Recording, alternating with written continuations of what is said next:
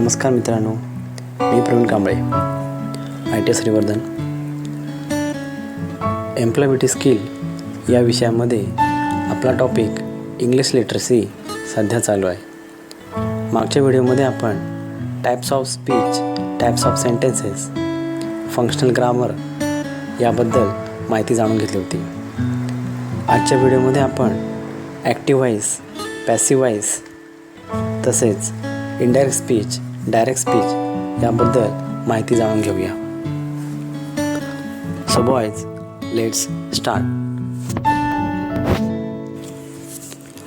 मागील व्हिडिओमध्ये functional grammar या टॉपिकमध्ये आपण टेन्सेस, वेगवेगळे प्रकार, काळ याची माहिती घेतली होती. मराठी भाषेमध्ये व्याकरणामध्ये आपण कर्तरी प्रयोग, कर्मणी प्रयोग याबद्दल माहिती असेलच.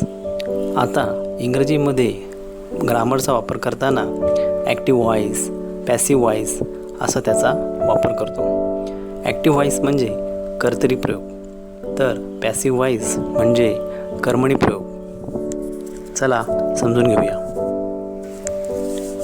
उदाहरणार्थ एखादं वाक्य आपण घेऊया. ॲक्टिव्ह व्हॉईसमध्ये एखादं वाक्य घेतलं, a cat kills a rat. A cat kills a rat हे एक ॲक्टिव्ह व्हॉईस आहे. यामध्ये अ कॅट हे सब्जेक्ट आहे, किल्स KILLS किल्स वर्ब आहे, अ रॅट हा ऑब्जेक्ट आहे. A cat subject, kills verb, a rat object आहे. या वाक्याचे पॅसिव्ह व्हॉईस कसे होईल? या वाक्याचे passive voice, a rat is killed by a cat. Passive voice कसे झालं?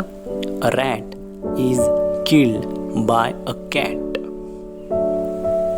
पॅसिव्ह व्हॉईसमध्ये अ रॅट हा सब्जेक्ट होतो, इज किल्ड वर्ब होतो आणि बाय अ रॅट हा ऑब्जेक्ट होतो. मित्रांनो, आता आपण पाहूया ॲक्टिव्ह व्हॉईसचे पॅसिव्ह व्हॉईस करताना पुढील बदल होतात. सर्वात पहिला नंबर 1, कर्तरी प्रयोगातील कर्मणी म्हणजे कर्तरी प्रयोगातील कर्म, कर्मणी प्रयोगात कर्ता बनते आणि कर्ता कर्म बनते. नंबर 2, कर्तरी प्रयोगातील मुख्य क्रियापद ज्या काळाचे असेल त्याच काळाचे टू बीचे सहाय्यक क्रियापद घेऊन त्यापुढे क्रियापदाचे तिसरे रूप वापरावे. नंबर 3, चालू काळासाठी बीइंग BEING आणि पूर्ण काळासाठी बीन BEEN हा शब्द सहाय्यक क्रियापदापुढे घ्यावा. नंबर 4, कॅन, कुड, मे, माइट MIGST माइट, मस्ट, शाल, will WILL, should SHOULD should, would WOULD would असे सहाय्यक क्रियापद आल्यास त्यापुढे BE ठेवून मुख्य क्रियापदाचे तिसरे रूप वापरावे.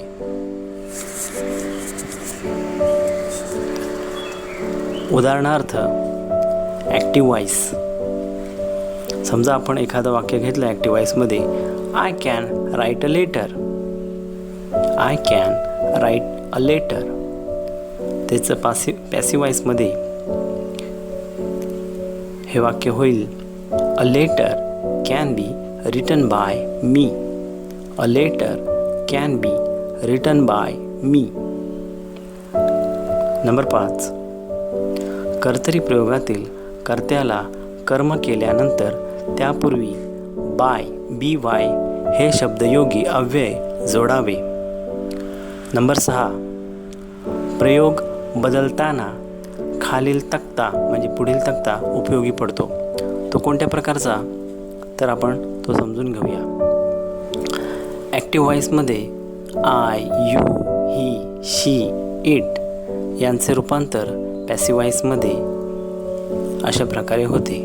आय चे बाय मी, यूचे बाय यू, हीचे बाय हिम, शीला आपण बाय हर आणि इटला बाय इट असे करतो. तर ॲक्टिव्ह वॉईसमध्ये अनेक वचनामध्ये वी, यू, दे यांचे रूपांतर पॅसिव्ह वॉईसमध्ये वीला आपण बाय अस, यूला बाय यू, दे THEY देला बाय देम असे करतो.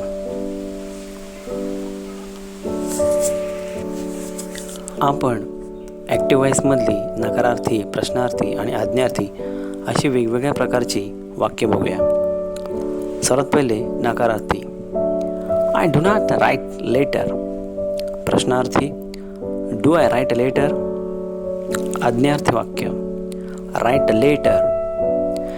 ही ॲक्टिव्ह वॉईसमधली वेगवेगळी वाक्य आहेत. त्यांचे पॅसिव्ह वॉईसमध्ये कसे होईल याचा अभ्यास करूया. सर्वात पहिले ॲक्टिव्ह वॉईसमध्ये I do not write a letter. ह्याचे पॅसिव्ह वॉईस करताना a letter is not written by me. A letter is not written by me. प्रश्नार्थक वाक्य होतं do I write letter question mark.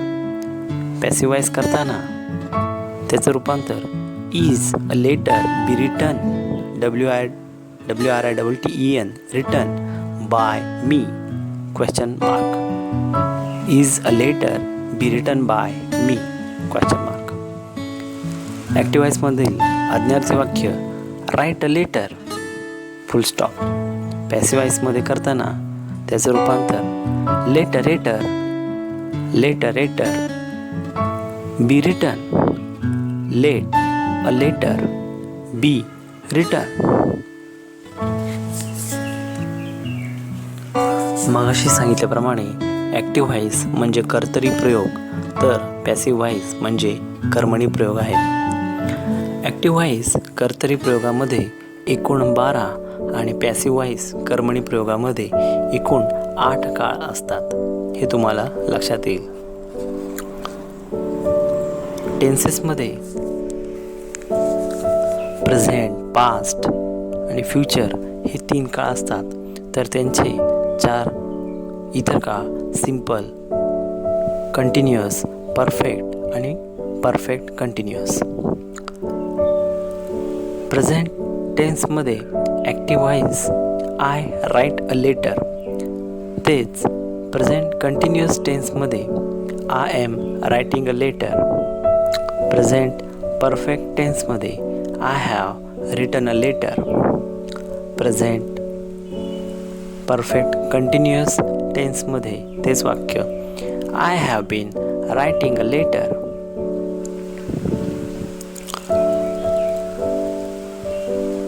Present passive simple टेन्समध्ये a letter is written by me. Present continuous टेन्समध्ये पॅसिव्हमध्ये a letter is being written by me. Present perfect टेन्समध्ये passive वाक्य a letter has been written WRITEN written by me. A letter has been written by me. Present perfect continuous टेन्समध्ये काहीच नाही. आता आपण past टेन्समध्ये बघूया. सिंपल पास्ट टेन्समध्ये ॲक्टिव्ह वाक्य काय आहे I wrote a letter. Continuous past टेन्समध्ये I was writing a letter. Perfect past टेन्समध्ये I had written a letter WRITEN written a letter. Past perfect continuous टेन्समध्ये I had been writing a letter. आता हेच passive वाक्य past simple टेन्समध्ये a letter was written by मी.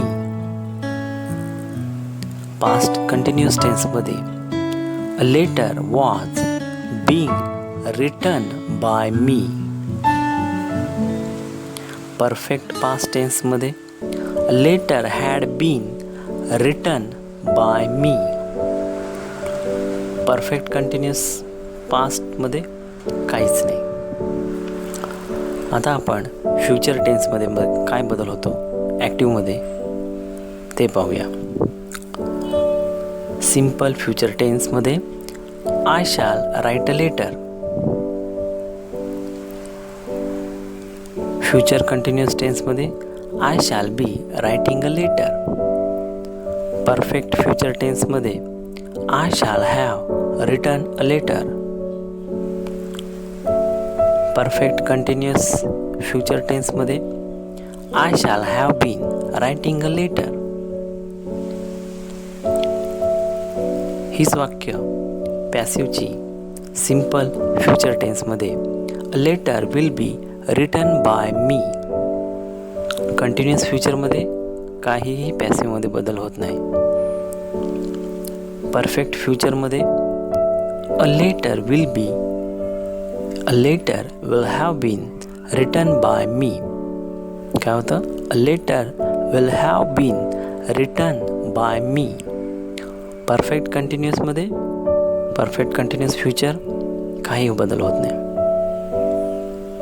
तर अशा प्रकारे active voice कर्तरी प्रयोगमध्ये एकूण 12 आणि पॅसिव्ह व्हॉइस कर्मणी प्रयोगात एकूण 8 काळ असतात. Training. Now we are going toward the English grammar next part, that is the degree of comparison. Comparison is nothing but a tulna. So let's start. Degree of comparison. यामध्ये 3 भाग आहेत. Number 1 आहे positive degree, number 2 comparative degree आणि number 3 superlative degree. Number 1 positive degree. ज्यावेळी वाक्यात विशेषणाचे मूळ रूप पूरक म्हणून वापरले जाते अशा वेळी दुसऱ्या गोष्टीशी सारखेपणा आहे, म्हणजे as so dot dot as, किंवा सारखेपणा नाही म्हणजे not so dot dot as असा आशय व्यक्त केला जातो, त्याला आपण पॉझिटिव्ह डिग्री म्हणू शकतो. उदाहरणार्थ, Sachin is as clever as Gaurav. Sheetal is not so clever as Geeta. ही 2 वाक्य उदाहरण म्हणून घेऊया. पहिलं वाक्य काय होतं? Sachin is as clever as Gaurav. तर दुसरं वाक्य होतं Sheetal is not so clever as Geeta. Number 2 comparative degree. ज्या वाक्यात एका व्यक्तीची तुलना किंवा वस्तूंची, प्राण्यांची तुलना दुसऱ्या एकाच व्यक्ती, प्राणी किंवा वस्तूबरोबर केलेली असते, त्या वाक्यात मूळ विशेषणास ER किंवा MORE असा प्रत्यय लावला जातो. उदाहरणार्थ, Sachin is clever than Gaurav. What is example?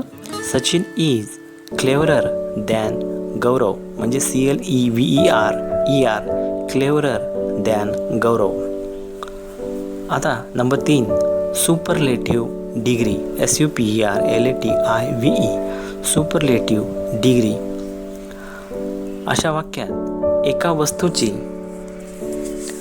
प्राण्यांची, व्यक्तीची तुलना दुसऱ्या अनेक वस्तू, प्राणी, व्यक्तीबरोबर केलेली असून मूळ विशेषणात EST किंवा मोस्ट MOST असा प्रत्यय लावला जातो. उदाहरणार्थ, Sachin is the cleverest CLEVEREST cleverest boy in the class. What is example? Sachin is the cleverest boy in the class.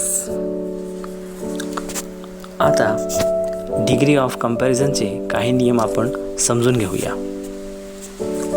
सर्वात पहिला नियम, सुपरलेटिव्ह डिग्रीचे कंपॅरेटिव्ह डिग्री करताना दिलेल्या वाक्यातील कर्ता आणि सहाय्यक क्रियापद जसेच्या तसे योजून त्यापुढे मूळ विशेषणाच्या EST किंवा मोस्टच्या ऐवजी ER किंवा मोर असा प्रत्यय लावतात व त्यामुळे नवीन शब्द than any other than any other चा वापर करून पुढील शब्द जसेच्या तसे योजतात किंवा बनवतात.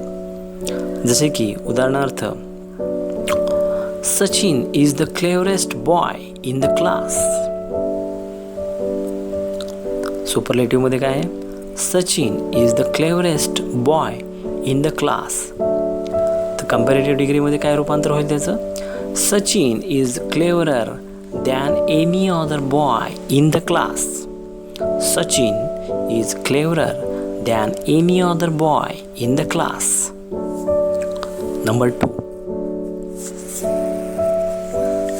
2 कंपॅरेटिव्ह डिग्रीचे पॉझिटिव्ह डिग्री करताना वाक्याच्या सुरुवातीस दॅन एनी अदर ऐवजी नो अदर वापरतात व त्यामुळे नवीन कर्ता योजला जातो आणि नवीन कर्त्याच्या लिंग, पुरुष, वचन व योग्य त्या काळानुसार सहाय्यक क्रियापद घेऊन त्यापुढे सो आणि ॲज च्या मध्ये विशेषण ठेवून त्यापुढे CD मधील कर्ता योजावा.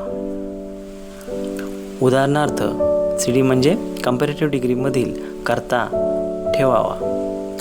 उदाहरणार्थ कंपॅरेटिव्ह डिग्रीमध्ये वाक्य जर घेतलं आपण, Sachin is cleverer than any other boy in the class. तेच वाक्य पॉझिटिव्ह डिग्रीत कसं होईल? No other boy in the class is so clever as Sachin. काय होईल वाक्य? No other boy in the class is so clever as Sachin. तिसरा नियम, जर दिलेल्या सुपरलेटिव्ह डिग्रीच्या वाक्यात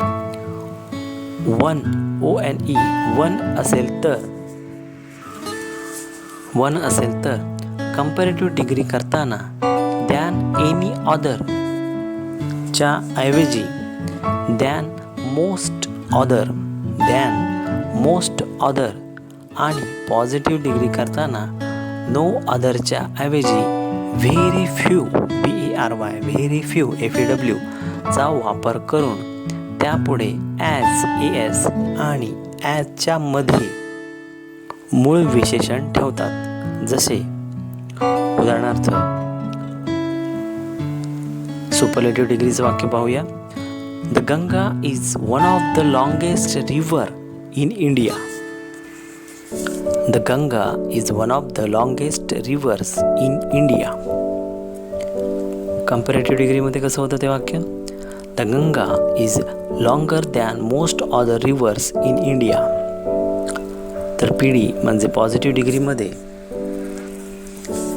very few rivers in India are as long as the Ganga. Degree बनवताना काही शब्दांचा तक्ता माहीत असणं गरजेचं आहे. जसे की by adding ER and EST to be the positive degree. म्हणजे पॉझिटिव्ह, कंपॅरेटिव्ह आणि सुपरलेटिव्हमध्ये शब्द बनवताना डीप, डीपर आणि deepest, rich, richer, richest, high, higher, highest, small, smaller, smallest, weak, weaker, weakest. आणि शब्दाला R आणि ST बाय ॲडिंग R आणि ST to the positive degree. जसे की able, abler, ablest, fine, finer, finest, large, larger, largest. Number 3, by doubling the last letter of the positive and adding ER and EST. म्हणजे शेवटचा शब्द अक्षर हा double करून आणि त्याला ER त्याच्या स्पेलिंगमध्ये ER ॲड करून, जसे की big, bigger, biggest, hot, hotter, hottest, red, redder, reddest. Number 4, by changing Y alphabet into I alphabet and adding ER, EST. जसे dry, drier, driest, happy, happier, happiest, lazy, lazier, laziest, heavy, heavier, heaviest. Number 5, by adding more and most to the positive degree. Positive, comparative आणि superlative डिग्रीमध्ये रूपांतर करताना काही शब्दांआधी कंपॅरेटिव्हमध्ये मोर तर सुपरलेटिव्हमध्ये most हा शब्द add करावा लागतो. जसे की ॲक्टिव्ह कंपॅरेटिव्हमध्ये मोर ॲक्टिव्ह तर सुपरलेटिव्ह डिग्रीमध्ये मोस्ट ॲक्टिव्ह. युजफुल मोर युजफुल आणि most useful. Dangerous more dangerous, most dangerous. Beautiful, more beautiful, most beautiful. Number 5, some adjective are compared irregularly. Their comparative and superlative forms are not formed from the positive. म्हणजे त्यांचे जे positive comparison आहे ते कंपॅरेटिव्हमध्ये वेगळं असतं आणि सुपरलेटिव्हमध्ये वेगळं असतं. जसे की bad, worse, worst, late, later, latest, old, older, oldest, good, better, best. आता आपण बघणार आहोत ग्रामरमधील, इंग्लिश ग्रामरमधील डायरेक्ट अँड इनडायरेक्ट स्पीच, प्रत्यक्ष आणि अप्रत्यक्ष कथन.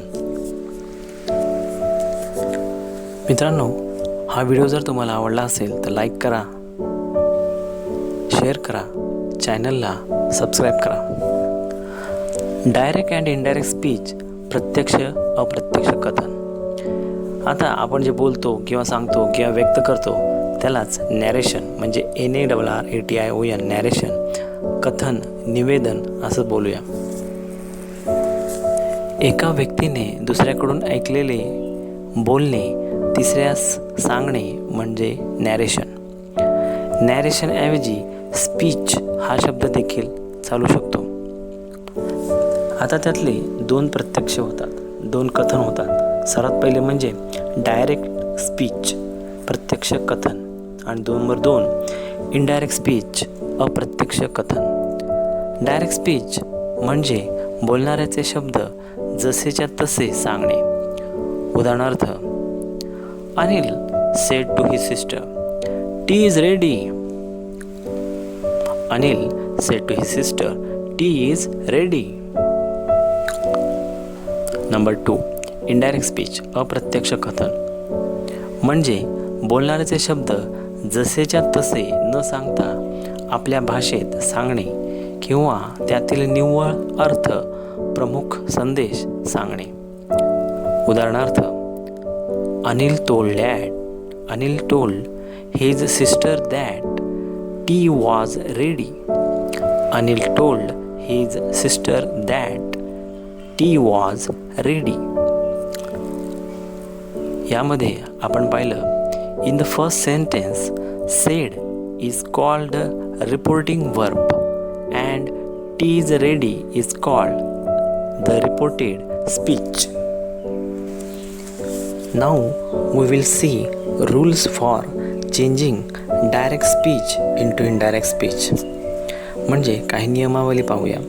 तर सर्वात पहिले, कोणत्याही डायरेक्ट स्पीचचे रूपांतर इनडायरेक्ट स्पीचमध्ये करताना रिपोर्टिंग वर्ब पुढील स्वल्पविराम आणि अवतरणचिन्ह काढून वाक्याच्या खालील प्रकारानुसार कनेक्टिव्ह घेतात. जसे की विधानात वाचक वाक्य दॅट, प्रश्नवाचक त्याच वाक्यातील प्रश्नार्थक शब्द घेतात. साधा प्रश्नवाचक इफ किंवा वेदर, आज्ञावाचकमध्ये टू, TO, उद्गारवाचक दॅट. आपण उदाहरण घेऊया. The teacher says Gandhiji was a great leader. हे होतं डायरेक्ट स्पीच. इनडायरेक्ट स्पीचमध्ये the teacher says that Gandhiji was a great leader. दुसरा नियम, सर्वनामात होणारा बदल, change in the pronouns. Direct स्पीचमध्ये आय किंवा यू एकवचन, वी किंवा यू अनेकवचन, ही शी इट व दे. तेच इनडायरेक्ट स्पीचमध्ये he she it they, he she it व दे. उदाहरणार्थ, he said I am ill. तेच इनडायरेक्ट स्पीचमध्ये he said that he was ill. They said we shall succeed. They said that they would be succeed. तसेच काळात होणारा बदल direct स्पीचमध्ये simple present टेन्समध्ये ही सिंग्स. तेच इनडायरेक्ट स्पीचमध्ये ही सॅंग्स. विलचे वुड, शालचे शुड, कॅनचे कुड आणि मेचे माईट. डायरेक्ट स्पीचचे रिपोर्टिंग वर्ब जर भूतकाळात असेल किंवा रिपोर्टेड स्पीचमध्ये विधान सत्य असेल अथवा निसर्ग नियमानुसार घडत असेल, एखादी म्हण असेल तर इनडायरेक्ट स्पीचच्या रिपोर्टेड स्पीचमधील काळात बदल होत नाही. जसे की he said God is great. Indirect स्पीचमध्ये he said that God is great, म्हणजे जसेच्या तसं.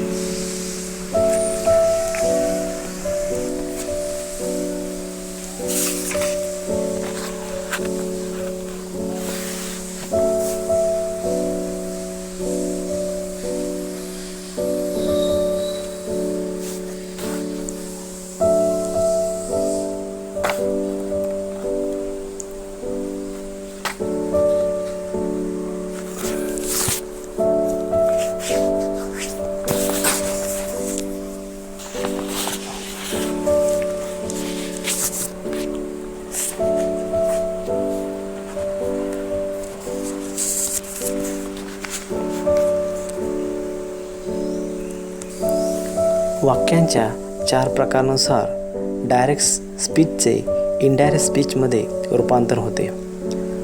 नंबर 1, असर्टिव्ह सेंटेन्स म्हणजे विधानार्थी वाक्य. या प्रकारात अवतरण चिन्हातील वाक्यांची सुरुवात सर्वनामाने किंवा कर्त्याने होऊन वाक्याच्या शेवटी पूर्णविराम असतो. यामध्ये अवतरण चिन्ह काढून वाक्य जोडण्यासाठी दॅट हे कनेक्टिव्ह घेतात. रिपोर्टिंग वर्ब सेज, सेड किंवा टेल, टोल्ड असेल तर त्यात बदल करू नये. उदाहरणार्थ, Sunil said to Ajit we are grown up now. तेच इनडायरेक्ट स्पीचमध्ये Sunil told Ajit that they were grown up then.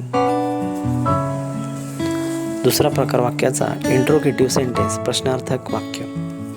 ह्यांचे रूपांतर ही 2 प्रकारचे असतात. साधा प्रश्नार्थक या प्रकारात अवतरण चिन्हातील वाक्यांची सुरुवात am, are, is, was, were, has, have या सहाय्यक क्रियापदांनी होते. येथे इनडायरेक्ट करताना इफ किंवा वेदर कनेक्टिव्ह म्हणून वापरतात. तसेच विशिष्ट प्रश्नार्थक या प्रकारात अवतरण चिन्हातील वाक्यांची सुरुवात होते. अशा प्रकारच्या वाक्यांचे इनडायरेक्ट करताना ज्या शब्दांनी वाक्यांची सुरुवात होते तो शब्द कनेक्टिव्ह म्हणून वापरतात. वरील दोन्ही प्रश्नार्थक वाक्यांचे इनडायरेक्ट करताना कनेक्टिव्ह म्हणून दॅट वापरत नाहीत. त्याऐवजी अवतरण चिन्ह काढून सेड टू चे आस्क, ASKED करतात. योग्य तो बदल करून विधानार्थी वाक्यरचना करावी. प्रश्नचिन्ह काढून टाकावे आणि त्याऐवजी शेवटी पूर्णविराम द्यावा. काळ सर्वनाम शब्दातील बदल आपण सुरुवातीस शिकल्याप्रमाणेच करावेत. जसे की डायरेक्ट स्पीचमध्ये Rani, what is this? Shouted her mother. इनडायरेक्टमध्ये her mother shouted at Rani and ask her what it was. वाक्याचा तिसरा प्रकार इम्पेरेटिव्ह सेंटेन्स, आज्ञार्थी वाक्य. या प्रकारात अवतरण चिन्हातील वाक्यांची सुरुवात कम, स्टॉप, आस्क, ब्रिंग, ओपन अशा प्रकारच्या क्रियापदांपासून होऊन वाक्याच्या शेवटी पूर्णविराम असतो. इनडायरेक्ट करताना सेड टू ऐवजी वाक्यातील अर्थानुसार पुढील रिपोर्टिंग वर्ब घ्यावे. जसे की इच्छा असेल तर विश घ्यावे, इशारा असेल तर वॉन घ्यावा, आज्ञा असेल तर आस्क, हुकूम असेल तर ऑर्डर घ्यावा. कोणताही अर्थ स्पष्ट होत नसल्यास टोल्ड किंवा आस्क घ्यावा. जसे उदाहरणार्थ डायरेक्ट स्पीचमध्ये Krishna said to Manoj listen to my new song. Indirect स्पीचमध्ये काय होतं त्याचं रूपांतर Krishna told Manoj to listen his new song. Krishna told Manoj to listen his new song. Let असल्यास म्हणजे Vishal said to Deepa let me go. याचे रूपांतर Vishal requested Deepa to let him go. Let's असल्यास सेड टूच्या प्रपोज होतो. दॅट क्लोजेसमध्ये शूडचा सहाय्यक क्रियापद म्हणून वापर करावा. जसे की Rajan said to Leena let's go for walk. याचा रूपांतर इनडायरेक्टमध्ये करताना Rajan propose to Leena that they should go for walk असा होतो. नंबर 4 चौथ्या वाक्याचा प्रकार नंबर 4 एक्सप्लेनेटरी सेंटेन्स म्हणजेच उद्गारवाचक वाक्य. या प्रकारात अवतरण चिन्हातील वाक्यांची सुरुवात व्हॉट किंवा हाऊ अशा या 2 प्रश्नार्थक शब्दाने अथवा ओ, आय, ओ, आहा, हुर्रे, हॅलो अशा शब्दांपासून होते व वाक्यांच्या शेवटी उद्गार चिन्ह असते. यामध्ये सेडचे एक्सक्लेम्ड मध्ये रूपांतर करावे. अवतरण चिन्ह काढून त्याऐवजी दॅट कनेक्टिव्ह घ्यावे. उद्गारवाचक वाक्याची रचना विधानार्थी घ्यावी. उद्गारवाचक वाक्यांची रचना विधानार्थी करावी. उद्गारवाचक शब्द काढून टाकावा व पूर्णविराम द्यावा. जसे की उदाहरणार्थ he reflected how lucky I am. याचे रूपांतर इनडायरेक्ट स्पीचमध्ये he exclaimed that he was very lucky. तर मित्रांनो आज आपण डायरेक्ट इनडायरेक्ट स्पीच याचा काही भाग पाहिला. पुढील व्हिडिओमध्ये आपण रीडिंग आणि रायटिंग हा बघणार आहोत. थँक्यू.